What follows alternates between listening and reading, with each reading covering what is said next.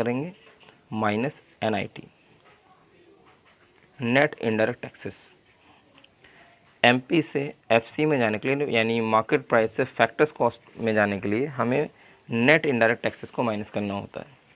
यानी MP एक बड़ा कंसेप्ट है, FC छोटा कंसेप्ट होता है। MP की वैल्यू हमेशा ज़्यादा होगी, FC की वैल्यू कम होगी।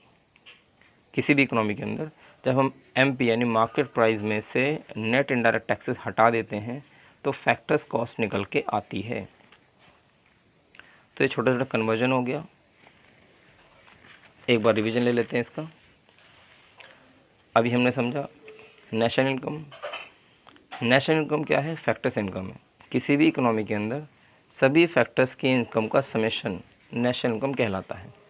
किसी भी इकोनॉमी के अंदर फैक्टर्स सिर्फ 4 तरह के ही होते हैं: owner of capital, owner of land, labour and entrepreneur. Owner of capital कौन है? जिससे हमने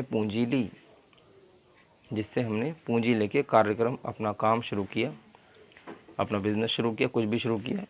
honour of capital normally bank कहलाता है। बैंक को हम इंटरेस्ट देते हैं, यानी बैंक को इनकम मिलती है इंटरेस्ट के रूप में।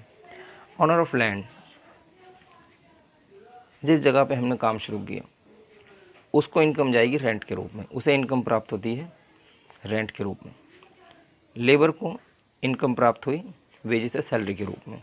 वेजेस और सैलरी में डिफरेंस है, ये हम अभी और समझेंगे थ्योरी में आगे, क्योंकि इनकी डीपली थ्योरी काफ़ी ज़्यादा है, अच्छे से समझना बहुत ज़रूरी है, वरना न्यूमेरिकल में दिक्कत आती है।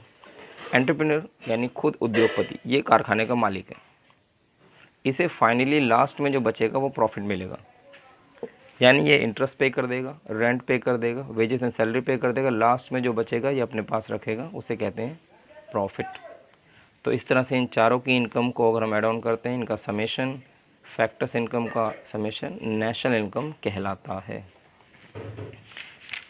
इसके अलावा हमने पढ़ा कि नेशनल इनकम के बेसिकली 8 कंसेप्ट्स हैं: